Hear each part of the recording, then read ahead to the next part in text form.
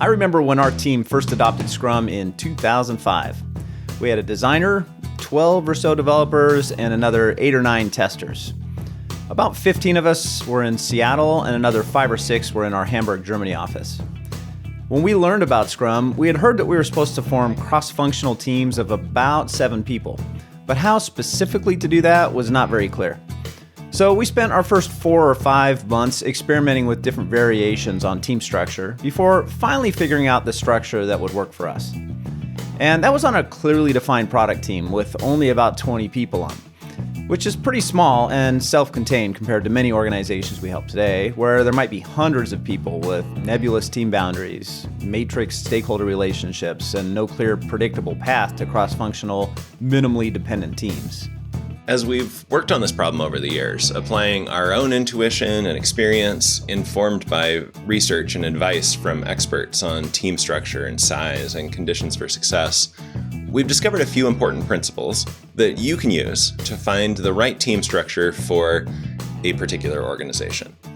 In this episode, we'll share those 6 principles that we use to help our consulting clients think through their org structures. But first, a reminder that this show is a free resource sponsored by the Humanizing Work company. Humanizing Work exists to make work more fit for humans and humans more capable of doing great work. To that end, we do training and coaching in 3 areas. First, we help leaders lead empowered teams and individuals more effectively, including getting org structure right. Second, we help product people turn their ideas into good visions, experiments, and backlogs. And third, we help teams collaborate better to produce meaningful outcomes on complex work.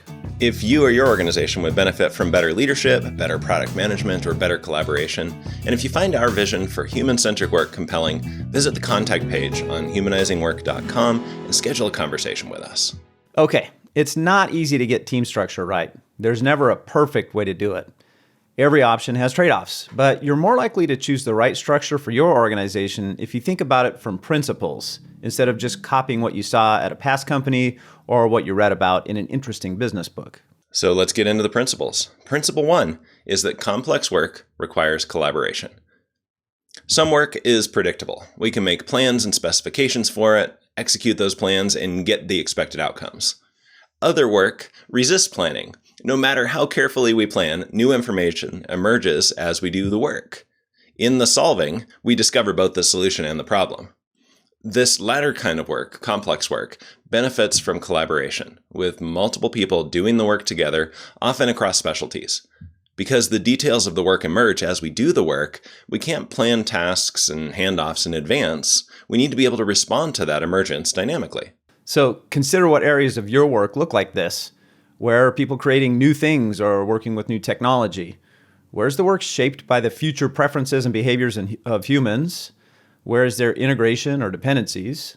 Where are there external factors outside your control that shape the work in unexpected ways, like competitors, markets, regulation, the weather, etc.?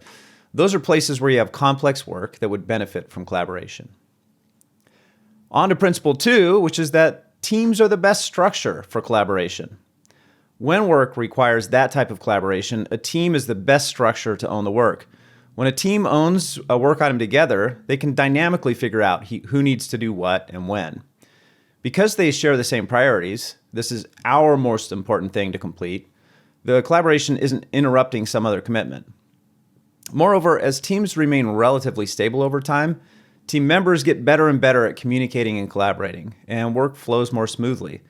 This increases the time spent adding value and reduces the time spent coordinating the work. So for those places where you're doing complex work that benefits from collaboration, it makes sense to form a cross-functional team around that work. Locate complexity inside teams. Try to avoid having complexity span teams, because collaborating across teams is really, really hard to do well. All right, speaking of teams, principle 3 is that teams need 6 conditions to be successful. We've covered this in more detail in episode 63, which we'll link to in the show notes. But briefly, research shows that teams need 3 essentials and 3 enablers. The essentials are, first, a compelling purpose, some reason why a team is required for the work and why we can't just assign it to a skilled individual or 2. 2, a team needs the right people, meaning all the skills required to deliver on the team's compelling purpose along with the appropriate teamwork skills to be able to collaborate to get those things done. And 3, there needs to be a real team, which means it's clear who's on the team and who's not. There's a clear team boundary. With those 3 essentials in place, there are 3 enablers that build off that foundation. First is what we call sound structures, which refers to the playbook, the processes and agreements that the team chooses to enable these particular people to collaborate effectively towards their compelling purpose.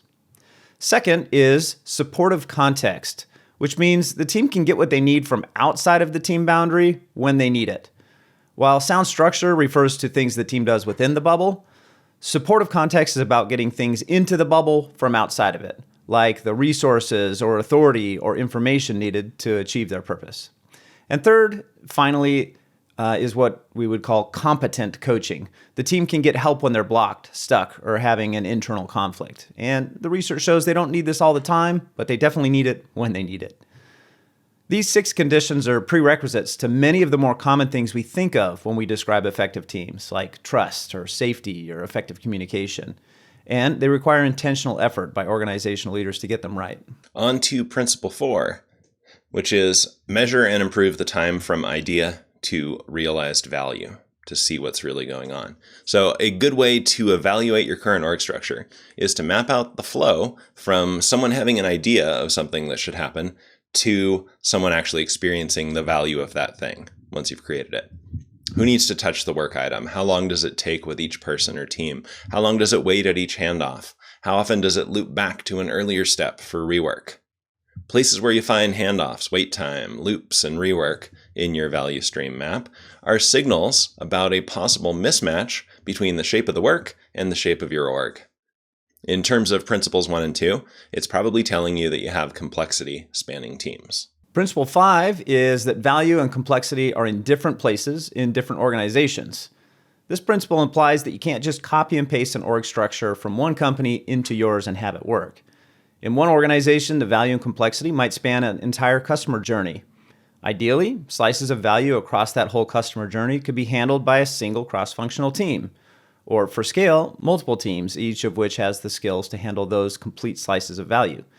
That was the structure on our original Scrum team, with 3 cross-functional teams, each focusing on a specific type of user for our product. In another organization, the complexity is deep in one highly technical part of a customer journey. In that case, it might make sense to build a team focused on just that complex technical problem and the piece of the customer journey where users experience that problem being solved. Other teams could own other parts of the customer journey. Leaders often make the mistake of trying to replicate the org structure that worked in their previous organization. But the value and complexity there were likely arranged differently, and as a result, the right team structure would have been different. It's critical to observe the current organization and shape teams to match that unique context. And finally, principle 6 is that organizations change over time. Org structure is itself a complex problem. The trade-offs associated with a particular org structure may not be obvious, and they may emerge over time. And the context changes over time. Complexity gets resolved in one area of the work and pops up in another. So yesterday's perfect org structure isn't necessarily today's. Expect to have to slowly change structures over time as the work changes. Are you a leader with a sense that your org structure may not fit your current challenges? We've helped dozens of leadership teams apply these principles to their unique context. Visit humanizingwork.com/contact to schedule a free consultation to discuss how these principles apply in your work. We help our clients think more clearly about their challenges, bring lessons from hundreds of organizations to the table, and can even help craft safe experiments for tricky problems like org design. Thanks for tuning in.